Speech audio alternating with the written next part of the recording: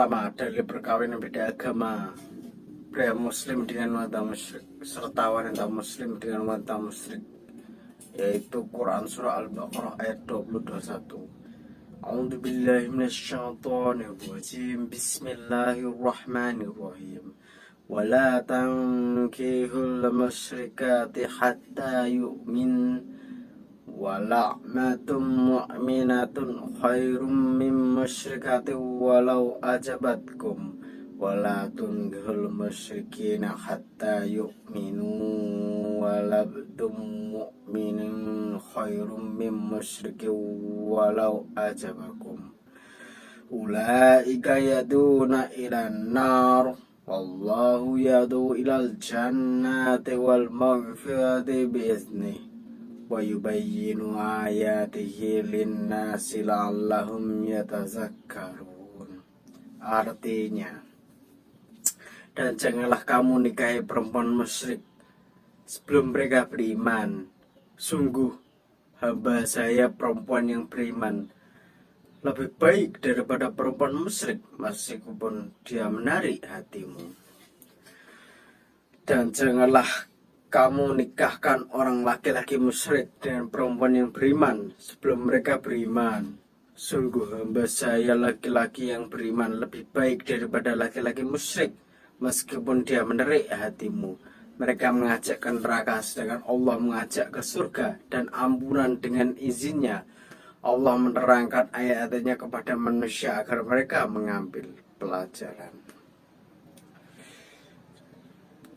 Kemudian antara pria muslim dengan wanita ahli kitab, dalilnya yaitu Quran surah Al-Maidah ayat 5. A'udzu billahi minasyaitonir rajim. Bismillahirrahmanirrahim.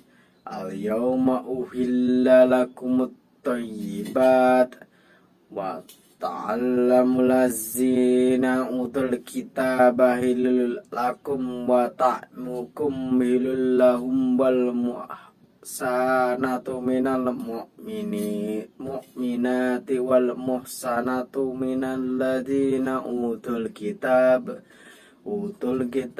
min qablikum idza ataitumuhunna ujuruhunna muhsinina ghaira musaffihinna wala mutakhizina akhdan wa may yakfur bil imani faqad habita amaluhu wa huwa fil akhirati minal khasirin. Artinya, pada hari ini dihalalkan bagimu yang baik-baik makanan sembelihan orang-orang yang diberi Alkitab itu halal bagimu, dan makanan kamu halal pula bagi mereka, dan dihalalkan mengawini wanita yang menjaga kehormatan di antara wanita-wanita yang beriman, dan wanita-wanita yang menjaga kehormatan di antara orang yang diberi Alkitab sebelum kamu. Bila kamu telah membayar mas kawin mereka dengan maksud menikahinya, tidak dengan maksud berzina, dan tidak pula menjadikannya gudik-gudik, barang siapa yang kafir sudah beriman tidak menerima hukum-hukum Islam, maka hapuslah amalannya dan ia di hari kiamat termasuk orang-orang yang merugi.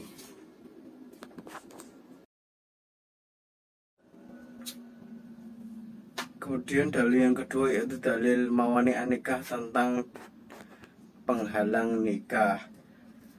Yang pertama, Quran An-Nisa ayat 22. Bismillahirrahmanirrahim.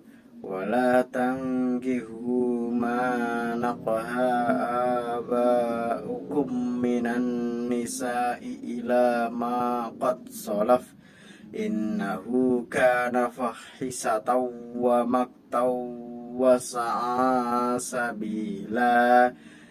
Artinya, dan janganlah kamu menikahi perempuan yang telah dinikahi oleh ayahmu, kecuali kejadian pada masa yang telah lampau. Sungguh perbuatan itu sangat keji dan dibenci oleh Allah, dan seburuk-buruk jalan yang ditempuh. Kemudian An-Nisa ayat 23. A'udzu billahi minasyaitonir rajim. Bismillahirrahmanirrahim. hurrimat alaikum ummahatukum wa banatukum wa akhwatukum wa ammatukum wa khalatukum wa banatul akhi wa banatul ukhti wa ummahatumul lati ardanakum wa akhwatukum minar radai wa ummahatuhu nisaikum wa raba'akumul lati fi hujurikum min nisaikumul lati dakhaltum bihin fa illam takun dakhaltum bihinna fala junaha alaikum wa halaiula abnikum lazina min aslabikum wa an tajma'u bainal uhtain illa ma qad salafa innallaha kana ghafurur rahima. Artinya diarahkan atasmu menikahi ibu-ibumu, anak-anakmu yang perempuan, saudara-saudaramu yang perempuan, saudara-saudara ayahmu yang perempuan, saudara-saudara ibumu yang perempuan, anak-anak perempuan dan saudara-saudara yang laki-laki, anak-anak perempuan dari saudara-saudara yang perempuan, ibu-ibumu yang menyusui kamu, saudara-saudara perempuan susuan, ibu-ibu istri mertua, anak-anak perempuan dari istrimu, anak tiri yang dalam pemeliharaannya dari istri yang telah kamu campuri. Tapi jika kamu belum campur dengan istrimu itu dan sudah kamu ceraikan, maka tidak berdosa kamu menikahinya. Dan diharamkan kamu istri, anak-anak kandung, menantu, dan diharamkan mengumpulkan dalam pernikahan dua perempuan yang bersaudara kecuali yang telah terjadi pada masa lampau. Sungguh Allah Maha Pengampun lagi Maha Penyayang. Yang ketiga, dalil iddah. Yang pertama, dalil iddahnya perempuan yang belum dicampuri. A'udzubillahi minasyaitonirrajim. Bismillahirrahmanirrahim. Quran surah Al-Ahzab ayat 49. Ya ayyuhalladzina amanu idza nakahtumul mu'minati summa talaqtumuhunna min qabli an tamassuhunna fama lakum alayhinna min idatin ta'tadahunnaha famatta'uhunnaha wa sarrihuhunnaha sarahan jamila. Artinya, wahai orang-orang yang beriman, apabila kamu menikahi perempuan-perempuan mukmin, kemudian kamu ceraikan mereka sebelum kamu mencampurinya, maka tidak ada masa iddah atas mereka yang perlu kamu perhitungkan. Namun berilah mereka mut'ah dan lepaskanlah mereka itu dengan cara yang sebaik-baiknya. Kemudian yang kedua yaitu dalil iddahnya perempuan yang dicerai setelah dicampuri. Quran surah Al-Baqarah ayat 228. A'udzubillahi minasyaitonirrajim. Bismillahirrahmanirrahim. Wal mutalaqqatu yatarabbasna bi anfusihinna salasata quru' wa la yahillu lahunna ayyat tumna ma khalaqallahu fi arhamihinna in kunna yu'minna billahi wal yawmil akhir wa bulatuhunna ahaqqu biraddi uhinna fi zalika in aradu islahan wa lahunna mislul ladzi alaihinna bil ma'ruf walirrijali alaihinna darajatun wallahu azizun hakim. Artinya, dan para istri yang diceraikan wajib menahan diri mereka menunggu 3 kali quru'. Tidak boleh bagi mereka menyembunyikan apa yang diciptakan Allah dalam rahim mereka jika mereka beriman kepada Allah dan hari akhir. Dan para suami mereka lebih berhak kembali kepada mereka dalam masa itu jika mereka menghendaki perbaikan. Dan mereka para perempuan mempunyai hak seimbang dengan kewajiban menurut cara yang patut. Tetapi para suami mempunyai kelebihan di atas mereka. Allah Maha Perkasa lagi Maha Bijaksana. Kemudian dalil iddahnya perempuan yang ditinggal mati. Quran Surah Al-Baqarah ayat 234. A'udzu billahi minasyaitonir rajim. Bismillahirrahmanirrahim. والذين يتوفون منكم ويذرون أزواجا يتربصن بأنفسهن أربعة أشهر وعشرا فإذا بلغن أجلهن فلا جناح عليكم فيما فعلن في أنفسهن بالمعروف wallahu bima ta'maluna khabir. Dan orang-orang yang mati di antara kamu serta meninggalkan istri-istri, hendaklah mereka istri-istri menunggu 4 bulan 10 hari. Kemudian apabila telah sampai akhir iddah mereka, maka tidak ada dosa bagimu mengenai apa yang mereka lakukan terhadap diri mereka menurut cara yang patut, dan Allah Maha mengetahui apa yang kamu kerjakan. Dan yang keempat yaitu dalil iddah perempuan menopause serta wanita hamil. Dalilnya yaitu Quran Surah At-Talaq ayat 4. A'udzu billahi minasyaitonir rajim. Bismillahirrahmanirrahim.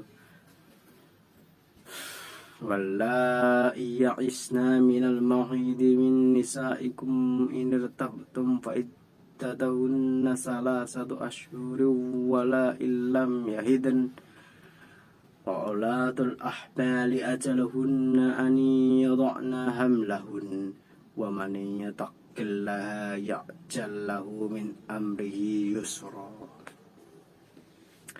Perempuan, artinya perempuan-perempuan yang tidak haid lagi menopause di antara istri-istrimu. Jika kamu ragu-ragu tentang masa iddahnya, maka iddahnya adalah 3 bulan, dan begitu pula perempuan-perempuan yang tidak haid. Sedangkan perempuan-perempuan yang hamil waktu iddah itu ialah sampai mereka melahirkan kandungannya. Dan barang siapa yang bertakwa kepada Allah, niscaya Dia menjadikan kemudahan baginya dalam urusannya.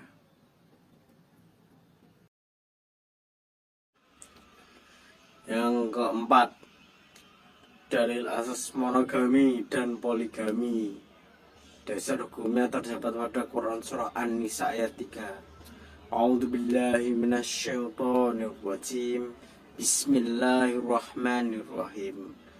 Wa in hiftum ala tuksitu fil yatama fankihu ma taba lakum minan nisa'i masna wa sulasa wa ruba wa in khiftum ala ta'dilu fawahidatan aw ma malakat aymanukum dzalika adna alla ta'ulu. Artinya, dan jika kamu khawatir tidak akan mampu berlaku adil terhadap hak-hak perempuan yatim bila mana menikahinya, maka nikahilah perempuan lain yang kamu senangi, 2, 3, atau 4. Tetapi jika kamu khawatir tidak akan mampu berlaku adil, maka nikahilah seorang saja atau hamba saya perempuan yang kamu miliki. Yang demikian itu lebih dekat agar kamu tidak berbuat zalim. Yang kelima, dalil zakat produktif terdapat pada Quran Surah At-Taubah ayat 60. A'udzu billahi minasyaitonir rajim. Bismillahirrahmanirrahim. Innamas shadaqatu lil fuqara'i wal masakin wal amilina 'alaiha wal mu'allafati qulubuhum wa fir riqabi wal gharimina wa fi sabilillahi wa binis sabil faridatan minallah wallahu alimun hakim. Artinya, sesungguhnya zakat-zakat itu hanyalah untuk orang-orang fakir, orang-orang miskin, pengurus zakat, para mu'alaf yang dibujuk hatinya untuk memerdekakan budak, orang-orang yang berhutang untuk jalan Allah, dan untuk mereka yang sedang dalam perjalanan, sebagai suatu ketetapan yang diwajibkan Allah, dan Allah mengetahui lagi maha bijaksana. Kemudian dalil yang kedua dari zakat produktif yaitu Quran surah Ar-Rum ayat 38. A'udzubillahi minasyaitonirrajim. Bismillahirrahmanirrahim. Fa'ati zal qurba haqqahu wal miskina wa ba'nas sabil dzalika khairul lil ladzina yuriduna wajhallahi wa ulaika humul muflihun. Artinya, maka berikanlah kepada kerabat yang terdapat akan haknya, demikian pula kepada fakir miskin dan orang-orang yang dalam perjalanan. Itulah yang lebih baik pada orang-orang yang mencari keridhaan Allah, dan mereka itulah orang-orang yang beruntung.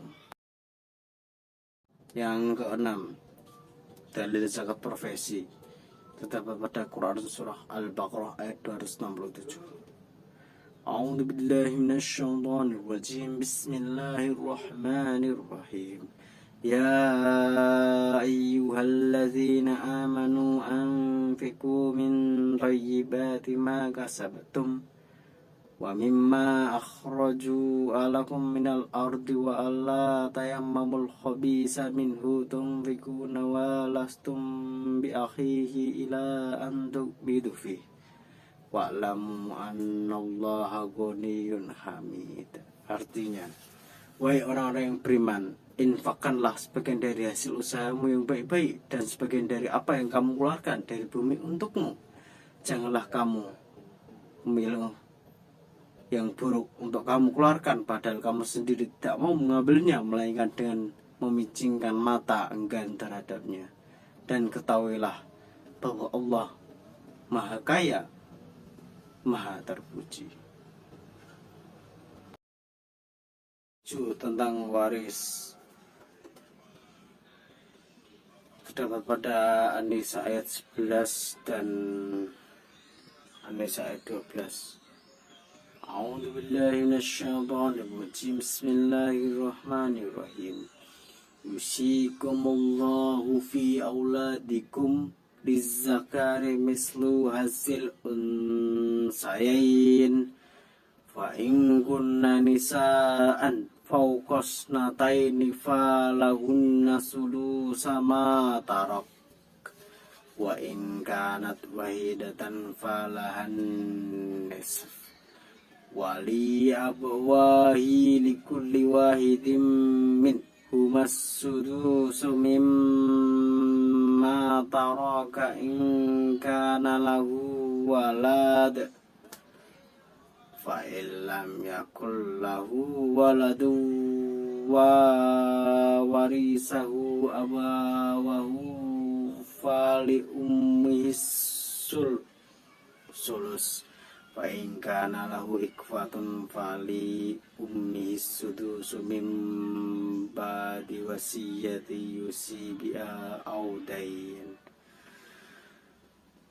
Aba'ukum wa abna'ukum la tadruna ayyukum aqrabu lakum nafan faridatan minallah innallaha kana aliman hakima. Artinya,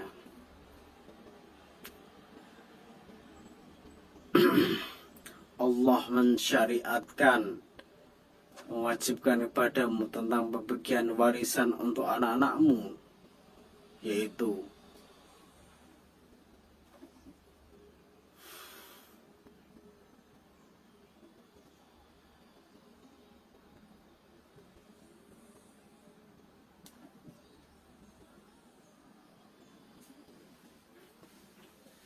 bagian seorang anak laki-laki sama dengan bagian seorang anak perempuan.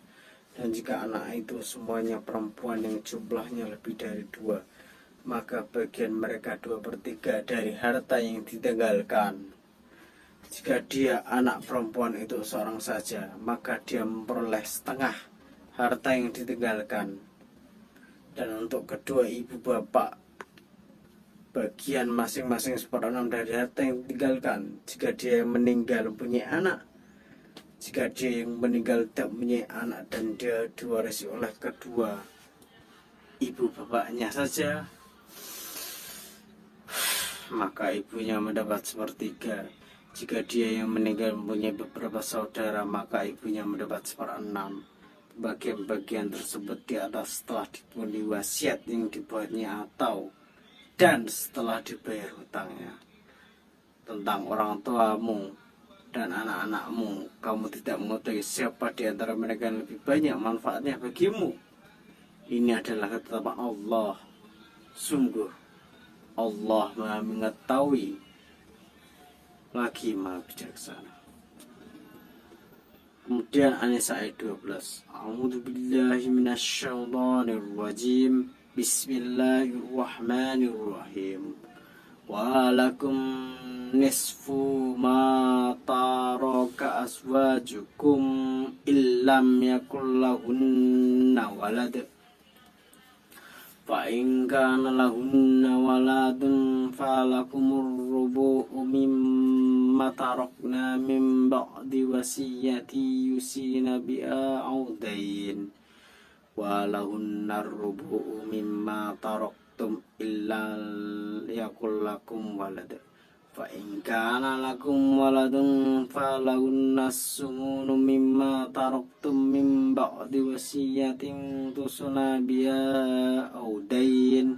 Wa in kana rajulun yurasu kalalatan ami ra'atu walahu akhun an ukhtun fi likulli wahidin minhumas sudus. Fa in kanu aksara min dzalika fahum syuraka'u fis sulusi min ba'di wasiyati yusabiha audaini ghairu mudar wasiyatan minallah wallahu alimun halim. Artinya, dan bagian suami-suami adalah seperdua dari harta yang ditinggalkan oleh istri-istrimu, dan jika mereka tidak punya anak, jika mereka istri-istrimu itu punya anak, maka kamu mendapat seperempat dari harta yang ditinggalkannya setelah dipenuhi wasiat yang mereka buat dan atau setelah dibayar hutangnya. Para istri memperoleh seperempat harta yang kamu tinggalkan jika kamu tidak punya anak. Jika kamu mempunyai anak, maka para istri memperoleh 1/8 dari harta yang kamu tinggalkan setelah dipenuhi wasiat yang kamu buat atau dan setelah dibayar hutang-hutangmu. Jika seorang meninggal, baik laki-laki maupun perempuan yang meninggalkan ayah dan tidak meninggalkan anak, tapi mempunyai seorang saudara laki-laki si ibu atau seorang saudara perempuan si ibu, maka bagi masing-masing dari kedua jenis saudara itu 1/6 harta. Tapi jika saudara si ibu itu lebih dari seorang, maka mereka bersama-sama dalam bagian yang sepertiga itu setelah dipenuhi wasiat yang dibuatnya dan atau setelah dibayar hutangnya dengan tidak menyusahkan kepada ahli waris.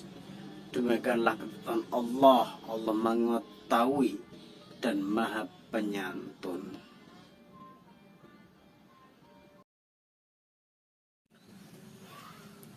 Kemudian yang ke-8 tentang dalil wasiat terdapat pada Al-Baqarah ayat 180. A'udzubillahi minasyaitonirrajim. Bismillahirrahmanirrahim. Kutiba 'alaikum idza hadara ahadakumul mautu in taraka khairanil wasiyatu lil walidaini wal aqrabina bil ma'rufi haqqan 'alal muttaqin. Artinya, diwajibkan atas kamu apabila maut hendak menjemput seseorang di antara kamu, jika dia meninggalkan harta, berwasiat untuk kedua orang tua dan karib kerabat dengan cara yang baik, sebagai kewajiban bagi orang-orang yang bertakwa. Tafsir dari ayat wasiat dalam dalil tersebut yaitu: pertama, diwajibkan atas kamu wahai orang-orang yang beriman apabila tanda-tanda maut atau kematian hendak menjemput seseorang di antara kamu, seperti usia tua, rambut putih, gigi rontok, kulit mengendur. Jika dia meninggalkan harta yang banyak, maka hendaknya berwasiat dan memberi pesan yang disampaikan kepada orang lain untuk dilaksanakan setelah kamu meninggal dunia. Wasiat tersebut adalah untuk kedua orang tua yang terhalang menerima waris karena beda agama atau hamba sahaya atau tawanan perang, dan untuk karib kerabat yang tidak berhak mendapatkan harta warisan. Dengan ketentuan wasiat tersebut dilaksanakan dengan cara yang baik dan tidak merugikan ahli waris. Supaya tidak merugikan ahli waris, maka wasiat tidak boleh lebih dari sepertiga harta yang ditinggalkan oleh pemberi wasiat. Ketentuan hukum wasiat ini sebagai kewajiban bagi orang-orang yang bertakwa, yang menaati perintah Allah.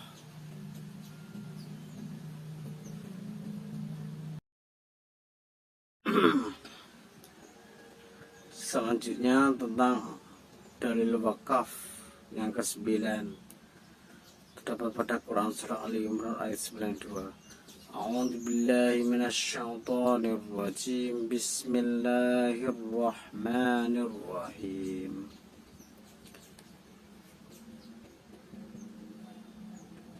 La tanalul birra hatta tunfiqu mimma tuhibbun wa ma tunfiqu min syai'in fa innallaha bihi alim. Artinya, kamu tidak akan memperoleh kebajikan sebelum kamu menginfakkan sebagian harta yang kamu cintai, dan apapun yang kamu infakkan tentang hal itu, sungguh Allah Maha mengetahui. Tafsir dari ayat ini, Ali Imran ayat 92, dijelaskan tentang harta dan infak yang bermanfaat. Hendaknya harta yang dicintai karena kamu tidak akan memperoleh kebajikan yang paling utama dan sempurna sebelum kamu menginfakkan dengan cara yang baik dan tujuan yang benar. Sebagian harta yang kamu cintai yang paling bagus dari apa yang kamu miliki, dan apapun yang kamu infakkan tentang hal itu, sungguh Allah Maha mengetahui niat dan tujuan kamu berinfak. Apakah karena ingin dipuji atau dilihat orang riya, ingin dipuji atau ingin dipuji orang yang mendengarkan sumah, atau semata-mata karena Allah. Jika infak dilaksanakan hanya karena Allah, maka Allah akan membalasnya dengan kebaikan di dunia maupun akhirat. Seseorang tidak akan mencapai tingkat kebajikan di sisi Allah sebelum ia dengan ikhlas menafkahkan harta yang dicintainya di jalan Allah. Yang dimaksud dengan harta yang dicintai adalah harta yang kita cintai. Ayat ini erat hubungannya dengan firman Allah. Yang ke-11, dalil cerai atau talak.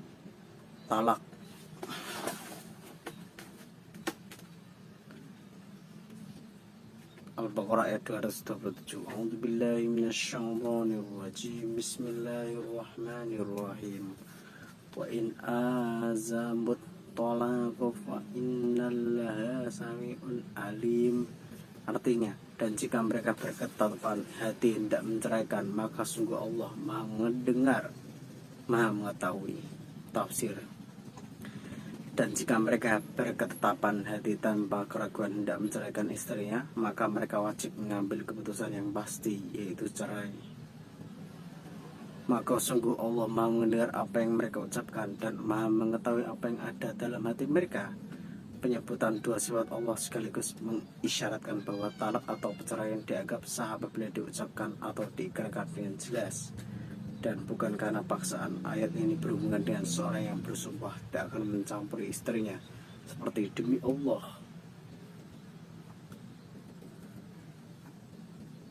aku tidak akan bersetubuh dengan engkau lagi. Sumpah seperti ini disebut ilah. Dalam hal ini istri tentu akan tersiksa dan menderita karena tidak digauli dan tidak pula dicerai, ditalak. Hal seperti ini tidak boleh dibiarkan berlarut, sebab perbuatan semacam ini perbuatan zolim. Bila sudah dekat 4 bulan lamanya sudah bersumpah itu, suami harus mengambil keputusan apakah ia akan kembali bergaul dengan suami istri atau bercerai. Kalau suami mengambil keputusan kembali maka berbaik dengan istrinya, maka itulah yang lebih baik, tapi dia harus membayar kafarat sumpah, dia harus mengatur rumah tangganya kembali, mendidik anaknya, dan tidak boleh diulangi lagi. Supaya yang seperti itu. Tapi kalau dia bermaksud untuk menceraikan, maka ceraikanlah secara baik. Jangan sampai istri itu teraniaya, sebab Allah Maha mendengar, Maha